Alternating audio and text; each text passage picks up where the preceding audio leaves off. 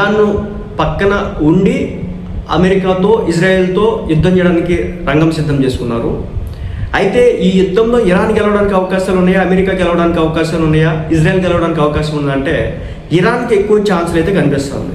ఎందుకంటే ఇరాన్ అనే దేశం అంటే మనలాగా డెజర్ట్ ఏరియాలో ఉంటుంది, లేదంటే కనుక ఏ కొండలు ఉండవు పెద్దగా, లేదంటే కనుక ఏదో అడవులు ఉంటాయి, ఇలాంటిది ఉండదు అనమాట. ఆ టెరెన్స్, ఆ కొండలు, ఆ వ్యవహారం, ఆ వేడి, ఆ హీట్ తట్టుకోవడం అంటే మామూలు విషయం అయితే కాదు. అమెరికన్ సోల్జర్స్కి అసలు కాదు. ఎందుకంటే ఆల్రెడీ అక్కడ అలవాటు పడిపోయినారు ఈ ఇరాన్కి సంబంధించిన సైనికులు మొత్తం కూడా. ఆ టెరెన్స్, ఆ కొండలు, ఆ వ్యవహారం మొత్తానికి.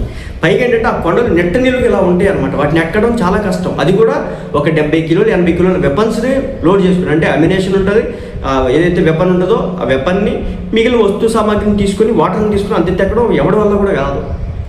అమెరికా సోల్జర్స్ని కనుక గ్రౌండ్లోకి పంపించి ఇరాన్ మీద యుద్ధం చేయడానికి దిగితే కనుక